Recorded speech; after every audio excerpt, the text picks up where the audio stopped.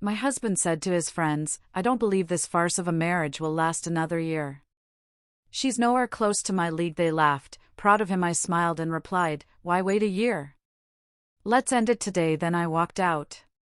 That night his best friend sent a message that made my breath catch.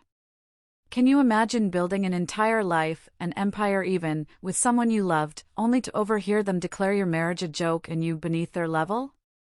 But here's the kicker, they weren't just venting. They'd been actively plotting my destruction for months, right under my nose, with their closest friends cheering them on. What in the world would you do in a situation like that? My blood ran cold. The words, "I doubt this joke of a marriage will survive another year. She's nowhere near my level anymore," sliced through the evening air, crystal clear through the French doors. I stood there, tray of sizzling steaks in hand, frozen. Through the glass, I could see them, Nathan, Trevor, Marcus, raising their glasses, laughing. Sharp, congratulatory laughter. They were sitting on my outdoor furniture, drinking my wine, eating food I'd prepared in the backyard of the house I'd paid for. Toasting my husband, Dominic, as he declared I was beneath him. Nathan even stood up, clapped Dominic on the back, muttering something about how he deserved better. My hands, though every cell in my body screamed, were steady as I set the tray down on the patio table. They hadn't seen me yet. For a full 30 seconds, I was a ghost. Watching my husband accept praise for planning to leave me. Watching him glow with pride as his friends validated his contempt for the woman who'd built everything around them. The steaks, still sizzling from the grill, sat forgotten. I stood motionless behind a pillar, a silent observer in my own nightmare. Through the glass, Trevor was refilling their glasses. Not just any wine, but the Chateau Margaux I'd been saving for our anniversary next month. Marcus had his feet up on the ottoman I'd special ordered from Italy for our renovated patio last spring. They looked so comfortable. So at home in the space I'd created, in the success I'd built, all while celebrating Dominic's decision to dismantle my life.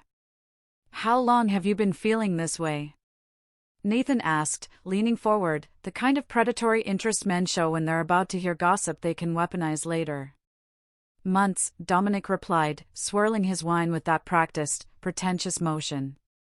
The kind of person who learned about wine from YouTube, not actual knowledge. Ever since Ruby landed the Morrison Industries account, she acts like she single-handedly saved the company. The ego on her lately is unbearable. My jaw clenched. The Morrison Industries account. The one I'd pitched alone, while Dominic was at a golf tournament in Palm Springs. The one that took 17 meetings, 3 redesigned proposals, and a complete restructuring of our service offerings to land. That account, the one Dominic dismissed so easily, now generated 40% of our revenue and had led to 3 other Fortune 500 companies signing with us. "You built that company from nothing," Marcus chimed in, his voice thick with the conviction of someone who'd never seen a single financial report. "She just got lucky with a few good quarters." I watched Dominic nod, accepting this warped revision of history as if it were fact. As if he hadn't been unemployed when we met. As if I hadn't been running a successful freelance operation that I'd transformed into an agency, while he pursued one failed venture after another. The crypto trading platform that lost $60,000.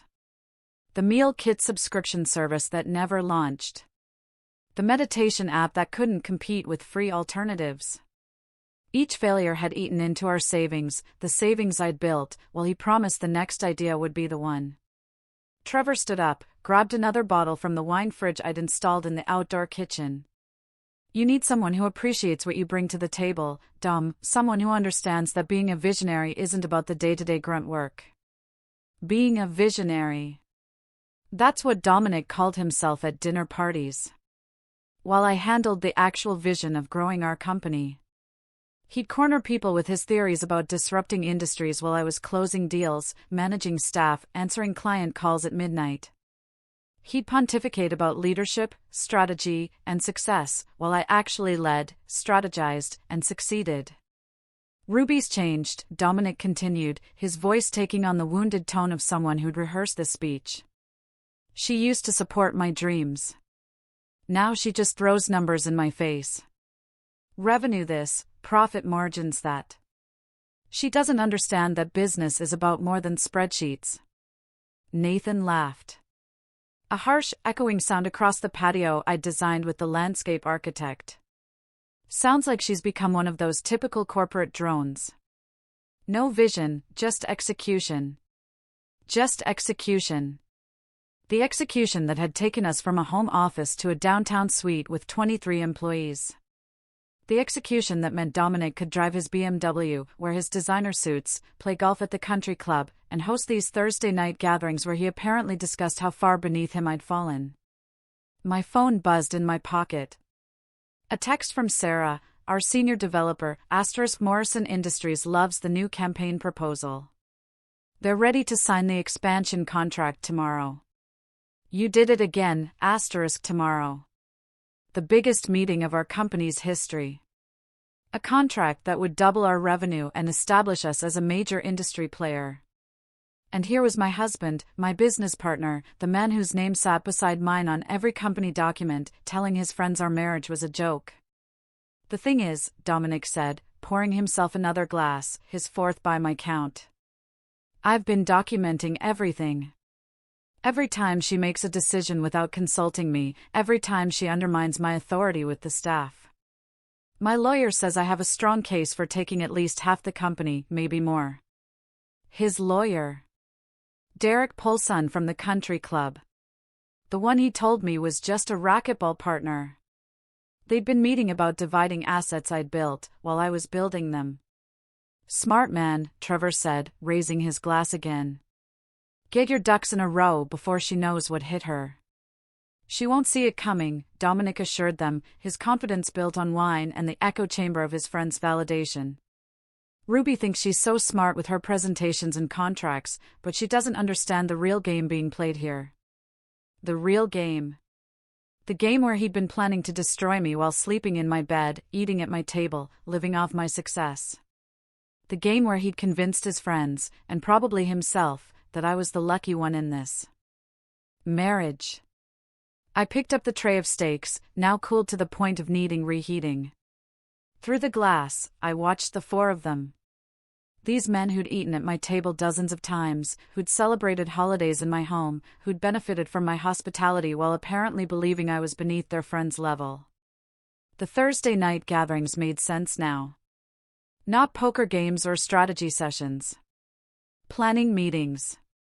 For my humiliation. Every week, while I worked late or traveled for business, they'd been reinforcing Dominic's delusions, feeding his ego, helping him construct a narrative where he was the victim of an ungrateful wife's success. I pushed open the French doors. The tray was still in my hands. The steaks, cold and forgotten. Four heads snapped toward me in perfect synchronization. Their laughter died mid-breath. Dominic's crystal tumbler stopped halfway to his lips, the amber liquid inside catching the patio lights I'd strung up last summer. The silence that followed was so complete, I could hear the distant hum of our neighbor's pool filter. Ruby. Dominic's voice cracked on my name, transforming from confident storyteller to caught teenager in a single syllable. We were just. Why wait a year? I set the tray down on the side table with deliberate calm. My voice carried the same measured tone I used when firing underperforming vendors. Let's end it today. I wouldn't want you to endure another 12 months married to someone so far beneath your level. Nathan's face went white. Trevor suddenly found his phone screen fascinating.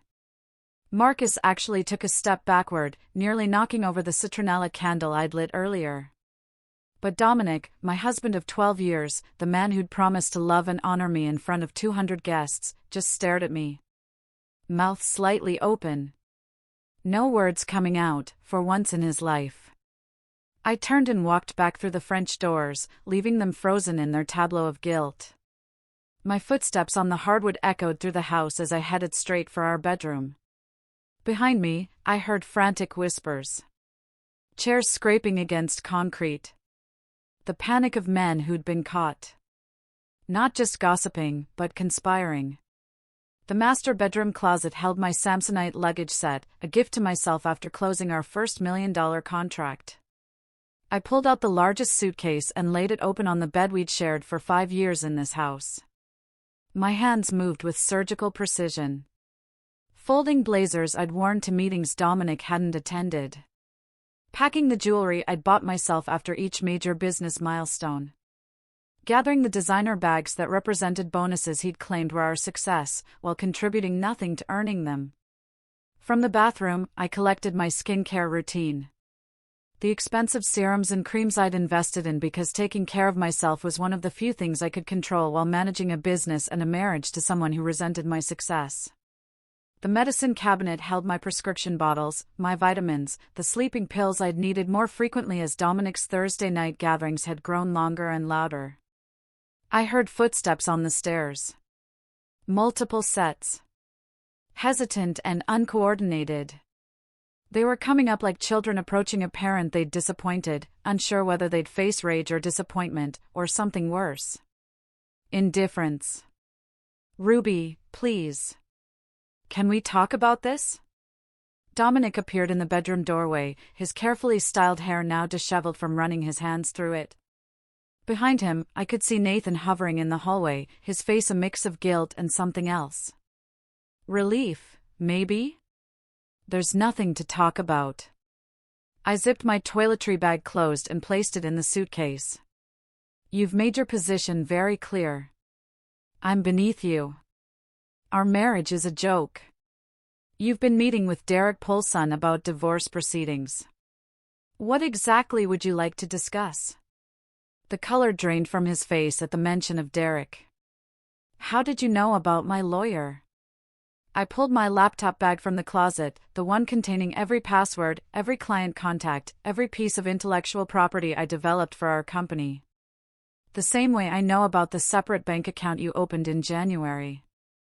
The same way I know you've been telling potential investors that I'm emotionally unstable and hurting the company with my ego." Nathan stepped into view behind Dominic. Something in his expression made everything click into place. The guilt wasn't just about tonight. It was deeper, older, carrying the weight of extended betrayal.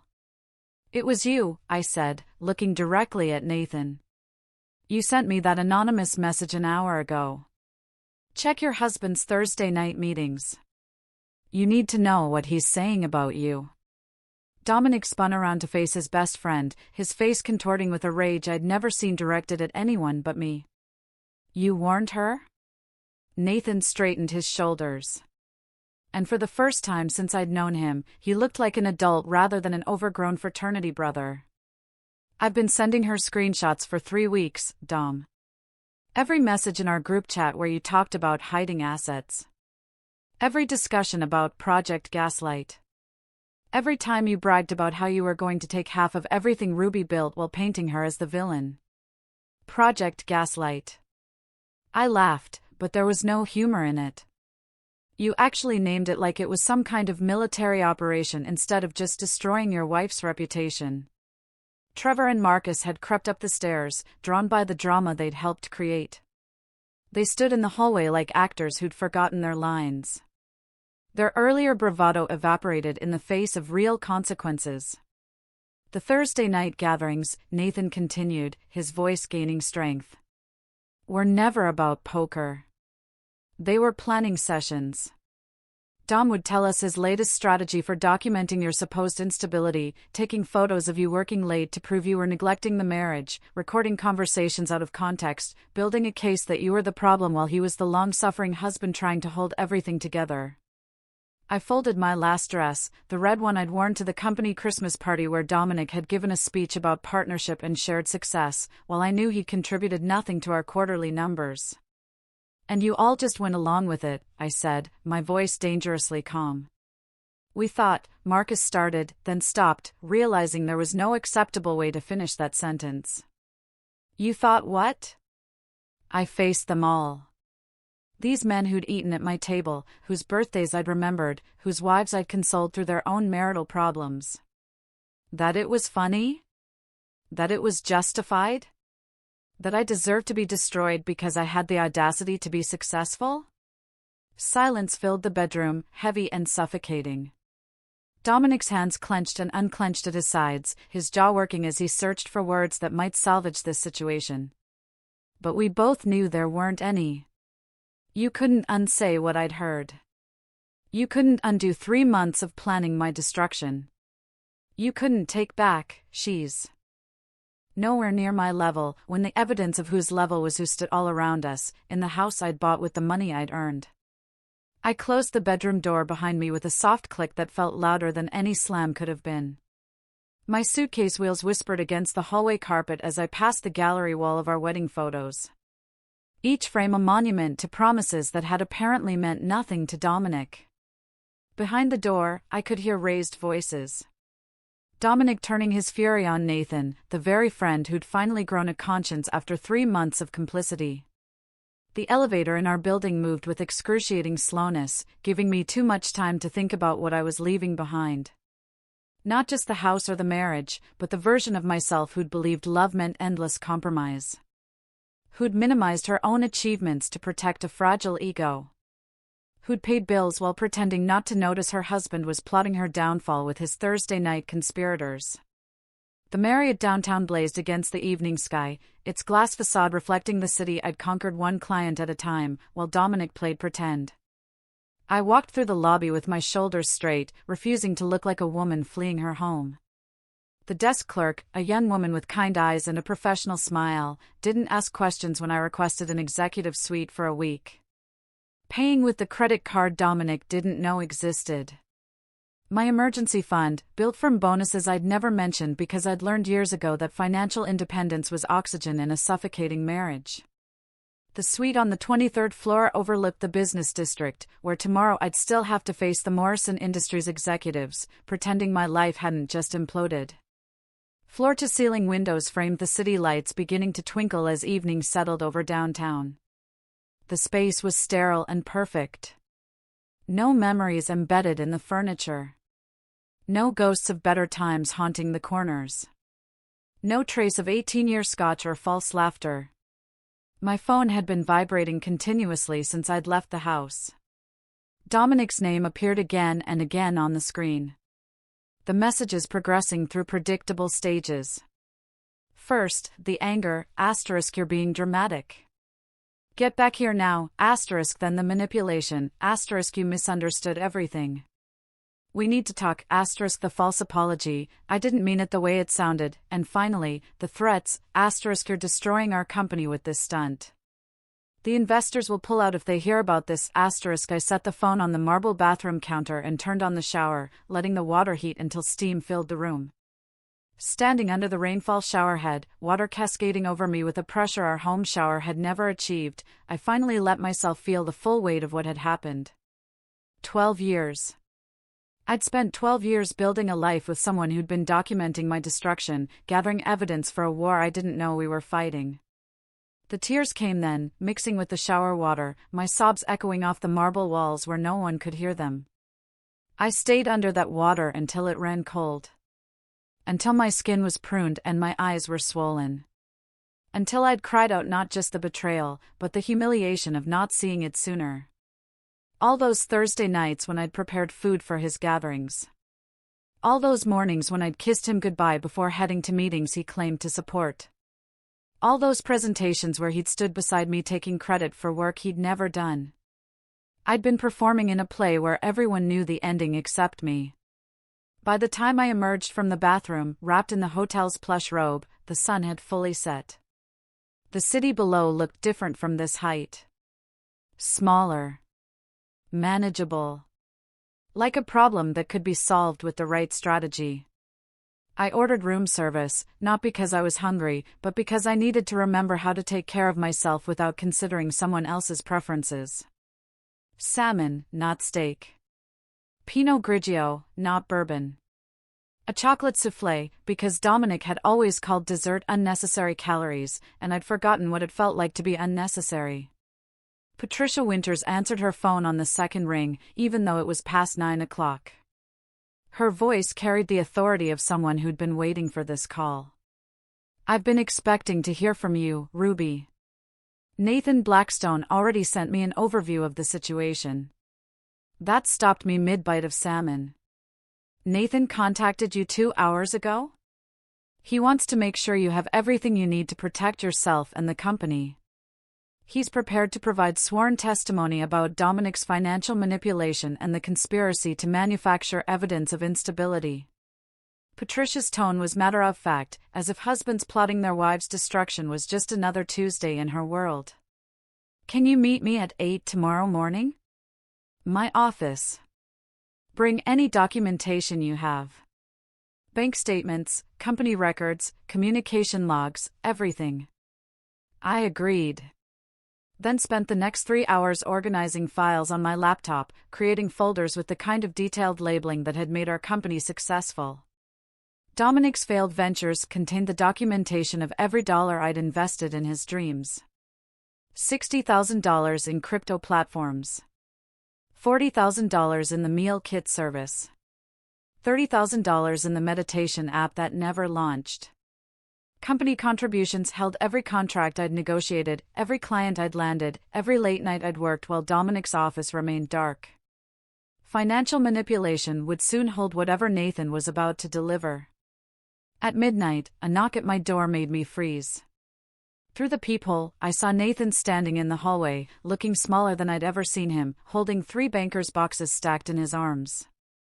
His usual swagger was gone, replaced by something that looked like genuine shame.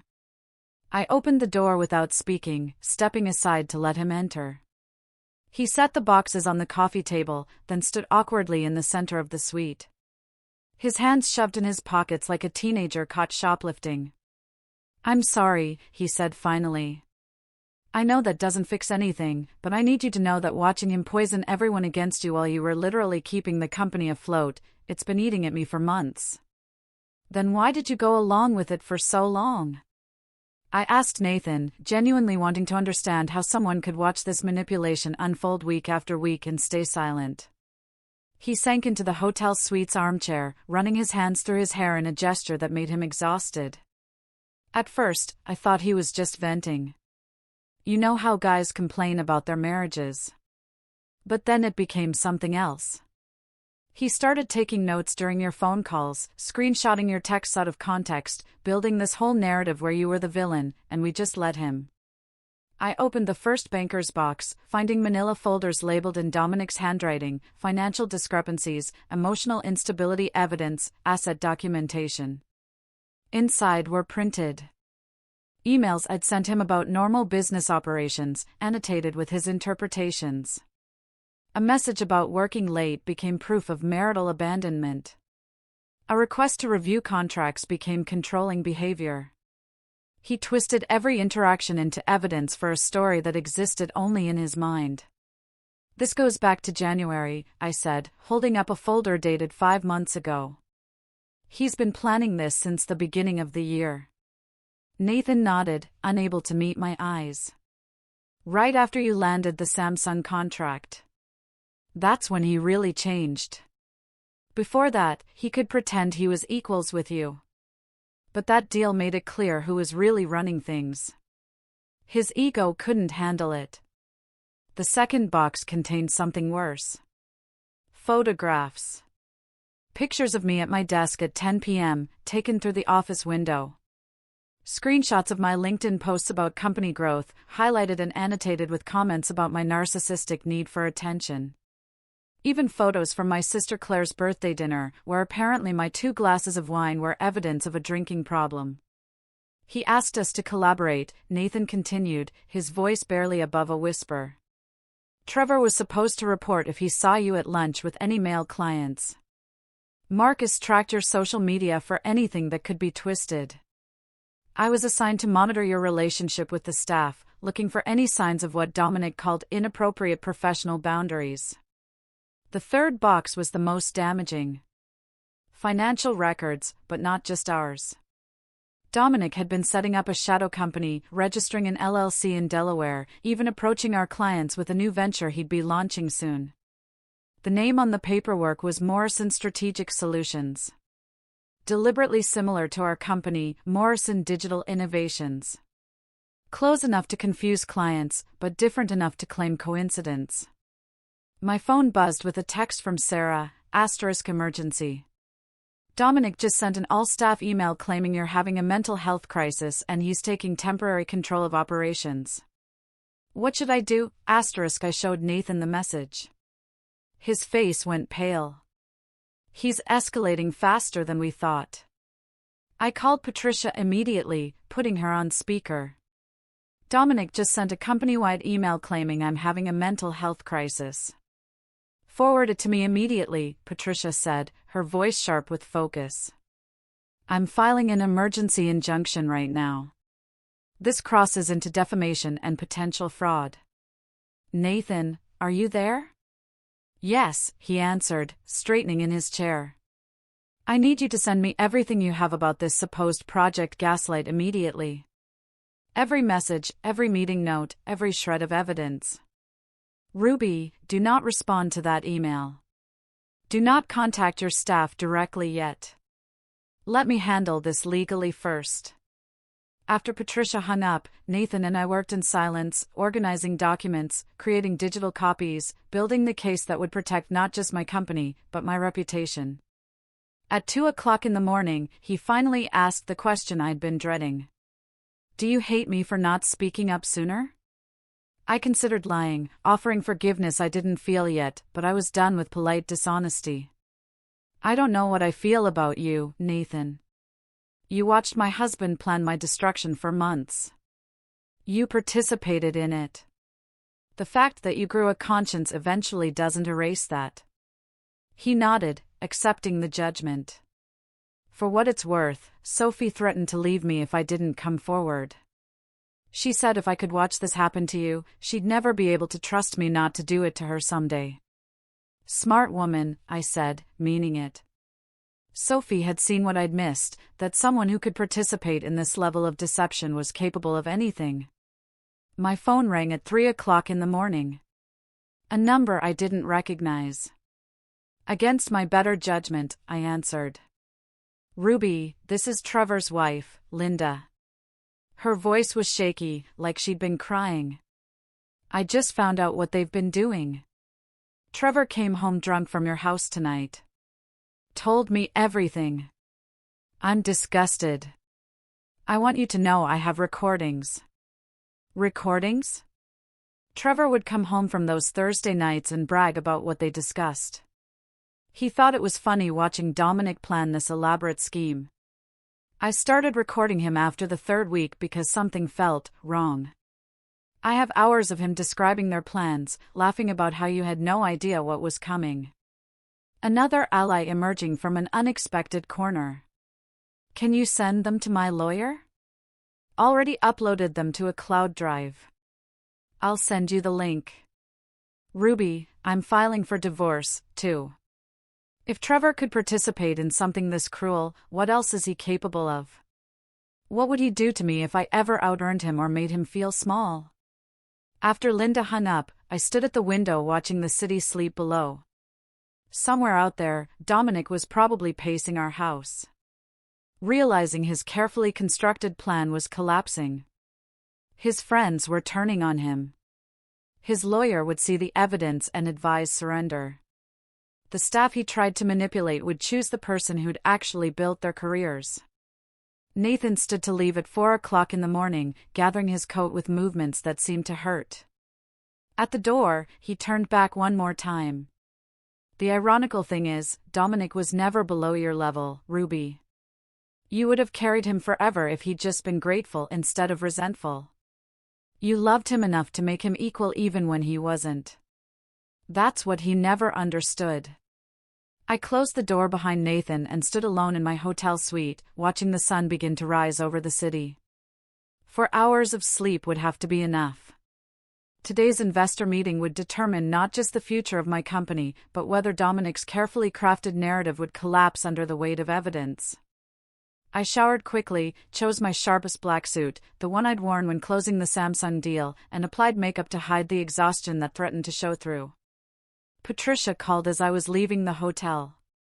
The emergency injunction went through. Dominic is legally barred from accessing company accounts or making any operational decisions without board approval. He'll receive notice this morning, probably right before the meeting. He's going to be furious. Let him be. Anger makes people sloppy. I've also sent the evidence package to each board member individually. They'll have had time to review it before you all gather.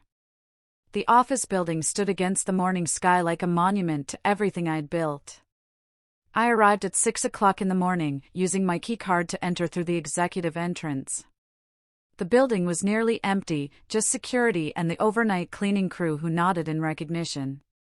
They'd seen me here at all hours over the years, unlike Dominic, whose badge rarely registered activity before 10 o'clock in the morning. Nathan was already in the conference room, arranging printed documents with methodical precision. He'd changed clothes, but hadn't slept either, judging by the coffee cups already accumulating on the side table. We worked without speaking at first, creating stations of evidence around the room. Financial records at one end, client testimonials at another, the Project Gaslight documentation prominently displayed where Dominic would have to face it. He'll try to spin this as a marital dispute that shouldn't affect business, Nathan said, adjusting the projection screen.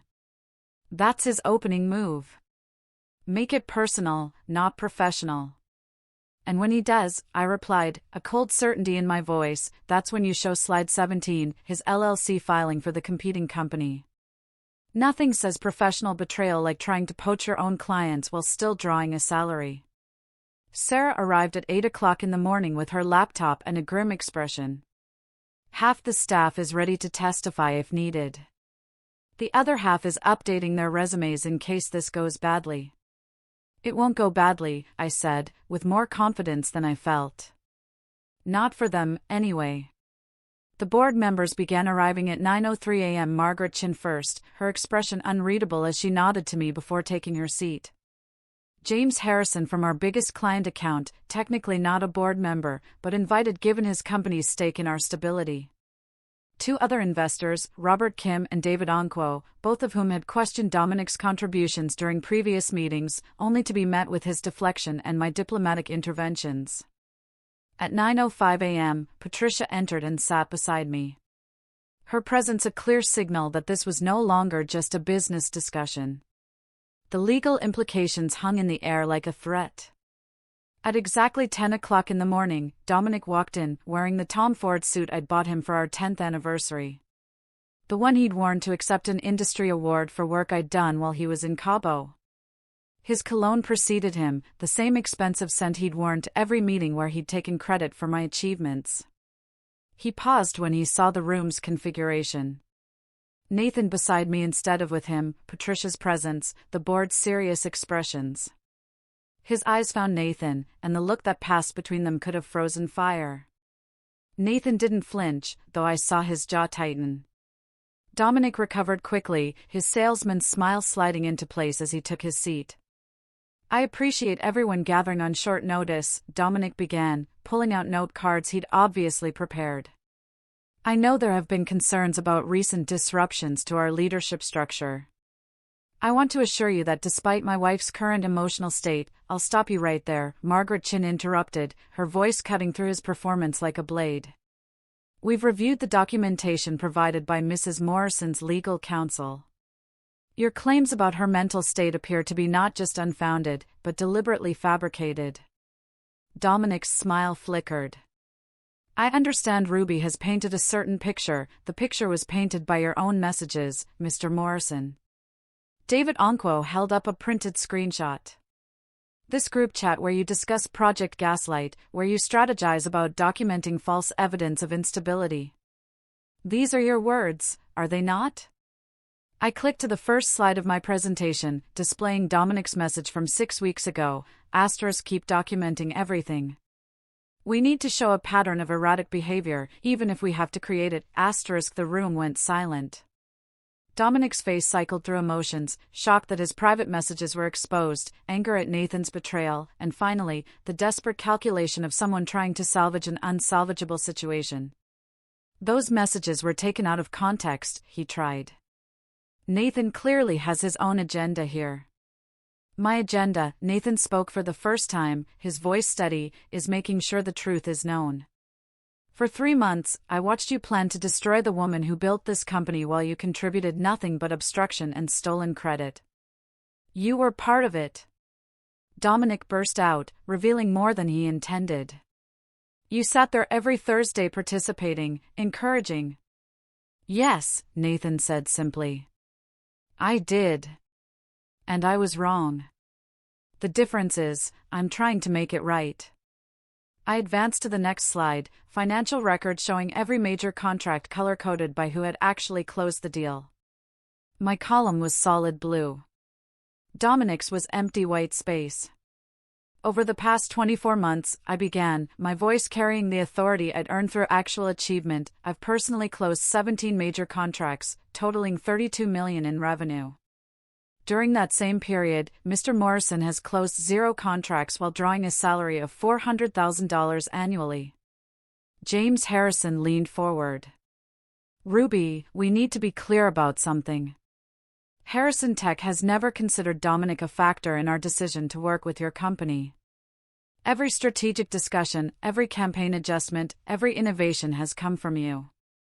We've tolerated his presence in meetings out of respect for you, but he's never contributed a single valuable insight. The blood drained from Dominic's face as he realized his largest client had just publicly dismissed his entire professional existence. Dominic's mouth opened and closed silently, searching for words that could counter James Harrison's dismissal. The conference room felt smaller suddenly. The walls closing in on a man who just discovered his professional reputation was a fiction only he believed. I clicked to the next slide, showing the registration documents for Morrison Strategic Solutions. His shadow company designed to steal our clients. This concludes my presentation, I said, my voice steady despite the adrenaline coursing through me. The board has all the evidence needed to make an informed decision about the company's future leadership structure. Derek Polson, Dominic's own attorney, had been silent throughout the presentation, his expression growing increasingly grim with each revealed document. Now he leaned forward, addressing his client with the detached professionalism of someone cutting their losses. Dominic, we need to discuss your options privately. Derek said, already gathering his papers. The message was clear. The legal battle Dominic had been planning was over before it began. Margaret Chin stood, smoothing her skirt with deliberate precision. We'll reconvene tomorrow morning to formalize the transition. Mr. Morrison, I suggest you use the time to consider Patricia's buyout offer carefully. It's more generous than what a court might determine given this evidence. The meeting dissolved with the awkward shuffle of people fleeing an uncomfortable scene. Dominic remained seated, staring at the projection screen where his own words about Project Gaslight still glowed accusingly. Nathan paused at the door, looking back at his former friend with something between pity and relief, then left without speaking. That evening, alone in my hotel suite with Chinese takeout growing cold on the coffee table, my phone rang with an unfamiliar number. I almost didn't answer, exhausted from the emotional toll of the day's confrontation.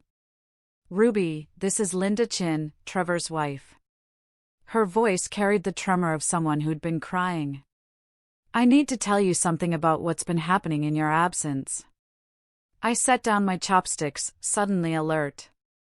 Linda and I had spoken perhaps 5 times in 8 years.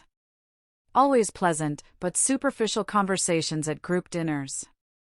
Trevor came home from the investor meeting today, she continued. And he was different.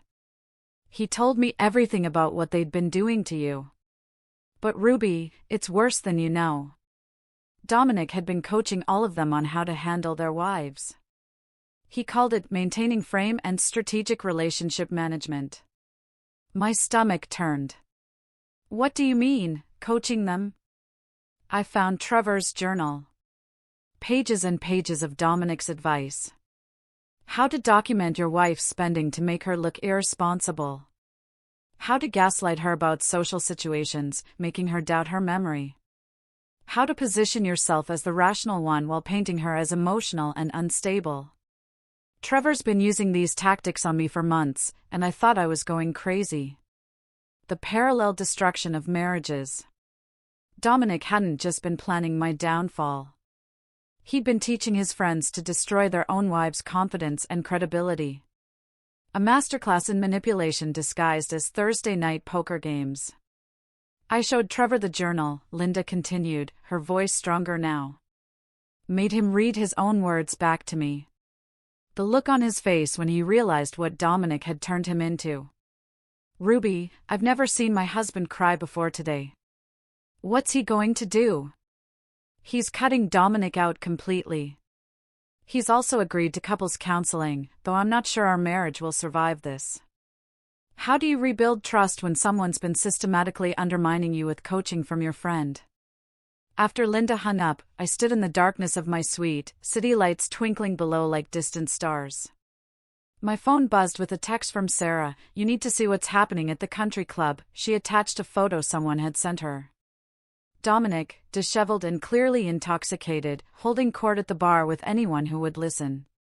Even in the grainy image, you could see the other patrons leaning away. The bartender's expression of professional patience wearing thin. Barbara Fitzgerald called an hour later. The judge's wife was connected to everyone who mattered in our social circle. A woman who collected information like others collected art. I was at the club this evening, she said without preamble. Dominic's been there every day since your separation became public. Today, he was telling people he built your company single-handedly, that you were just a pretty face he used for client meetings. The delusion was so complete that even strangers were exchanging concerned looks. Did anyone believe him? Barbara laughed, a sharp sound that contained no humor. The bartender told me Dominic's rants have become entertainment for the regular afternoon crowd. They call it story time with Dom and take bets on which accomplishment he'll claim next. Yesterday he said he invented a revolutionary trading algorithm. Today, it was a meditation app that Apple tried to buy for millions. The man I'd married was dissolving into a caricature of himself, his lies growing more elaborate as his reality crumbled. Part of me felt the sharp satisfaction of watching karma unfold in real time. Another part, buried deeper, mourned the person he might have been if ego hadn't consumed him. My phone buzzed again. A Facebook message from Emma Rodriguez, Marcus's girlfriend. I'd met her twice at dinner parties. Remembered her as quiet but observant. The kind of person who noticed everything while saying little. I need you to know what Marcus was planning with Dominic, her message read. I'm ending things with him, but you deserve to see this first. Attached were screenshots that made my blood run cold. Detailed plans for approaching our clients after the divorce.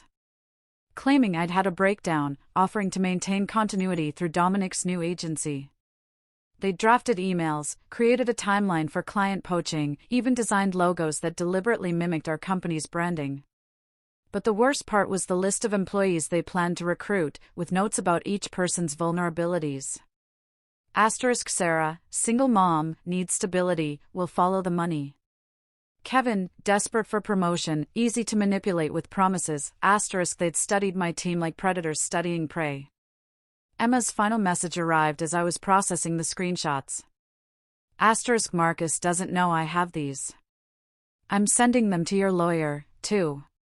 No woman should have to deal with this level of betrayal. I'm sorry I didn't speak up sooner. Asterisk the fumbling attempt at corporate theft would have been pathetic if it wasn't so malicious. I forwarded Emma's screenshots to Patricia immediately. My fingers steady despite the rage burning through my chest. The evidence of planned corporate theft transformed our civil divorce into something potentially criminal. Patricia responded within minutes. Asterisk this changes everything. We're adding fraud charges to our leverage.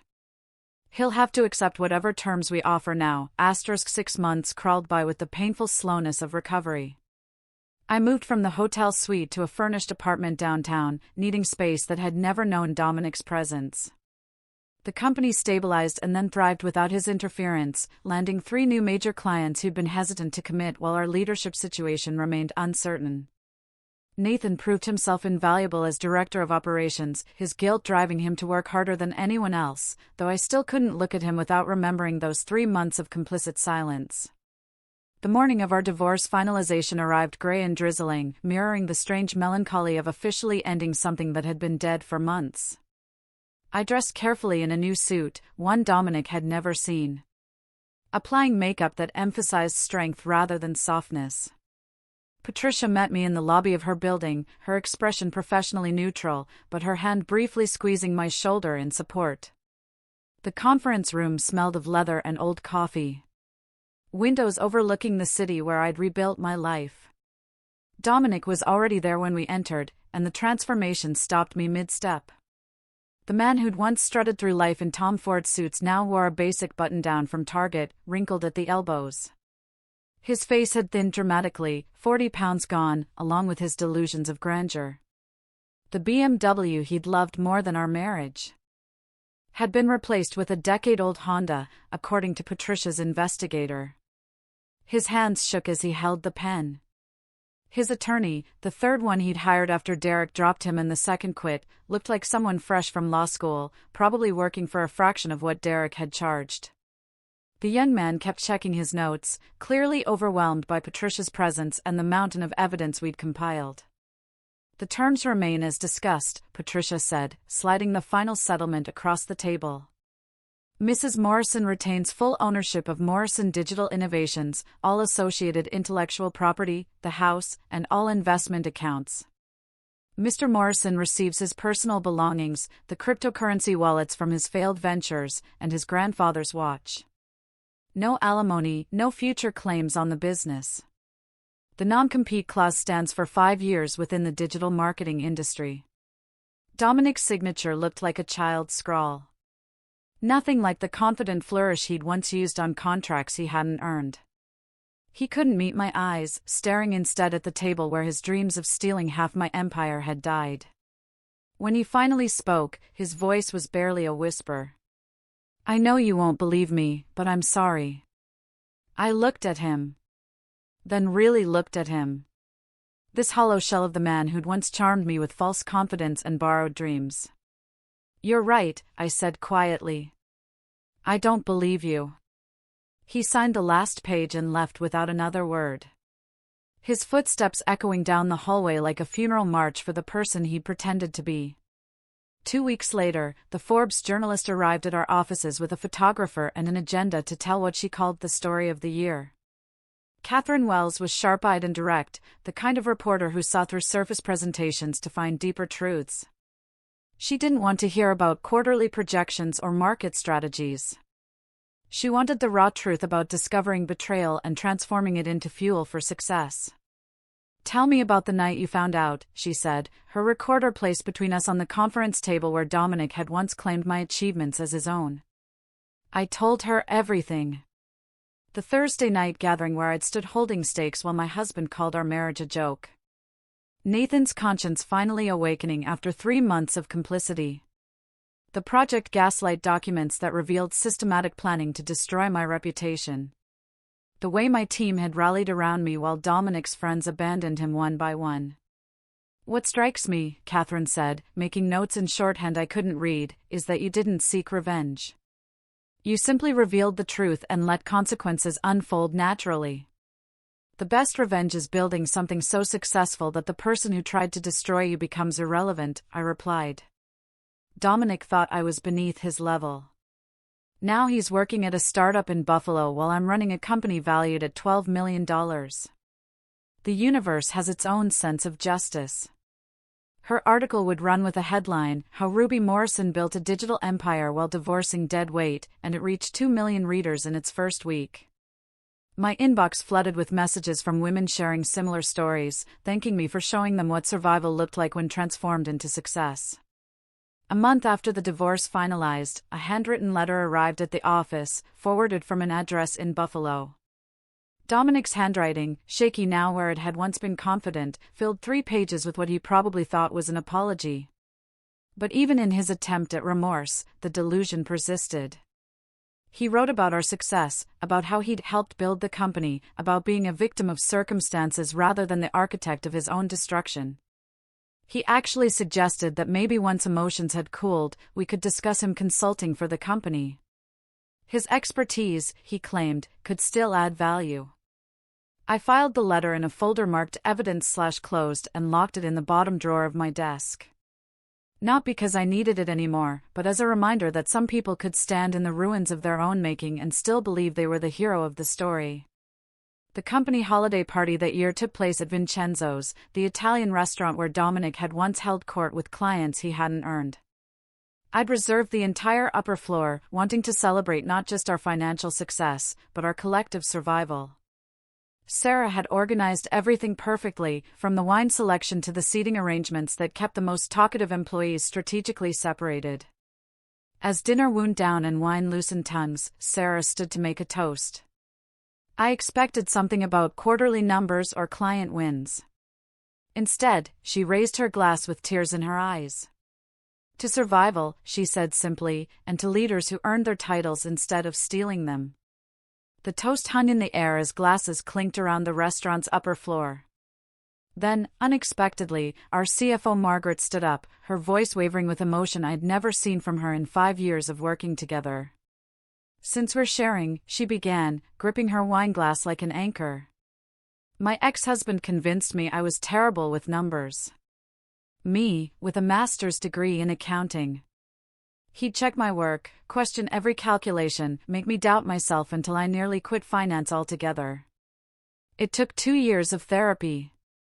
After our divorce to realize he was threatened by my salary being higher than his." Kevin, our lead developer, cleared his throat. "My college girlfriend used to introduce me as playing with computers when I was building the app that eventually sold to Microsoft. She said real jobs required wearing suits." The stories poured out like water through a broken dam. Every person in that room had been diminished by someone who claimed to love them. We weren't just colleagues anymore. We were survivors of the same war fought on different battlefields. The evening transformed from a corporate celebration into something deeper. A recognition that Dominic's behavior wasn't unique. Just another verse in an old, tired song that too many of us had been forced to hear. 11 months later, the invitation arrived on cream-colored cardstock with gold lettering. Nathan and Sophie's wedding. I debated attending. The wound of his complicity still tendered despite his eventual help. But Sophie had called personally, her voice warm and genuine. "You saved us both," she'd said. "Nathan from becoming someone I couldn't love, and me from marrying that person." The ceremony took place at a vineyard outside the city. Rows of grapes stretching toward mountains painted purple by the setting sun. I sat 3 rows back, close enough to see, but not so close as to claim a friendship we no longer had. Nathan looked nervous in his navy suit, constantly adjusting his tie until Sophie appeared at the aisle. During the reception, after the traditional toasts from family, Nathan stood unexpectedly, tapping his champagne flute for attention. The tent fell silent, 200 guests turning toward him with expectant smiles. But his eyes found mine across the room, and I knew this speech wasn't for them. "Before I talk about Sophie," he began, his voice carrying the weight of practiced words. "I need to address something. 11 months ago, I participated in something shameful. I watched a friend plan to destroy his wife's reputation and career. And I not only stayed silent, I helped. I took screenshots. I documented conversations. I enabled a man's delusions because it was easier than confronting the truth." The silence in the tent became absolute. Sophie stood beside him, her hand on his arm, her expression proud rather than embarrassed. "Ruby Morrison is here tonight," Nathan continued, and heads swiveled to find me. "She built an empire while her husband planned her downfall. She showed grace when I finally found my conscience at the 11th hour. But the real hero of this story is my wife Sophie, who told me that night that if I didn't warn Ruby immediately, she would leave me. She said, and I'll never forget this, if you can watch this happen to her, how do I know you won't do it to me someday?" The applause started slowly, then built to something thunderous. Sophie kissed Nathan's cheek, whispered something that made him smile, and I raised my glass in acknowledgement of an apology I hadn't expected, but somehow needed. Later, as the band played and couples swayed under string lights, Sophie found me at the bar. "He tortures himself about those 3 months," she said quietly. Wakes up sometimes asking what would have happened if he'd spoken up sooner. What happened, I replied, meaning it. We all got where we needed to be. 3 weeks later, planning Mom's 70th birthday party became my focus. The country club's event coordinator, the same woman who'd handled Dominic's and my anniversary party 2 years ago, didn't mention the irony as we selected menus and flower arrangements. The grand ballroom would host 80 guests, 3 generations of Morrison women, and the people who'd supported us through triumphs and disasters. The night of the party, Mom stood at the center of the room in elegant navy, surrounded by her sisters, my cousins, my teenage niece, Lily, who'd just won a coding competition. Looking at them, I saw our family's evolution. My grandmother's generation, who'd been told to be grateful for any opportunity. My mother's generation, who'd worked twice as hard for half the recognition. My generation, fighting for equality while juggling tradition. And Lily's generation, who simply expected fairness as their birthright. Mom pulled me aside near the dessert table, champagne making her more honest than usual. I saw it, you know, she said quietly. How Dominic dismissed your achievements. Took credit for your work. I should have said something. Why didn't you? She looked across the room at my father, steady and supportive. After 45 years, my generation was taught that marriage was private. That interference caused more harm than help. I was wrong. Watching you rebuild, seeing you thrive. I should have spoken up when he first started diminishing you. I might not have listened, I admitted. Sometimes we need to discover the truth ourselves. Tuesday afternoon, 3 weeks after Mom's party, I was selecting olive oil at Whole Foods when I saw him. Dominic. He stood in the pasta aisle comparing prices on generic brands with the focus of someone counting every dollar. His suit from Target had seen better days, the hem of his pants slightly frayed. The wedding ring I'd placed on his finger 5 years ago was gone, leaving a pale indent on his tan line. He looked up, our eyes meeting across 15 feet of organic produce and broken promises. For a moment, he started to move toward me, his mouth opening as if to speak. But something in my expression, not hatred, not anger, just complete indifference, stopped him mid-step. I looked through him, as if he were transparent, then returned to examining olive oil labels. He abandoned his half-full cart in the aisle and walked quickly toward the exit. His shoulders hunched like someone fleeing a crime scene. I continued shopping, adding items for the dinner party I was hosting that weekend for potential investors in my second company. A venture Dominic would read about in business journals he could no longer afford. If Ruby's rise from betrayal to brilliance had you hooked till the last line, smash that like button right now. My favorite moment was when she looked through Dominic in that grocery aisle. Pure, quiet power. What was your favorite scene? Tell me what you think in the comments, I really want to know. Thanks for watching. Take care.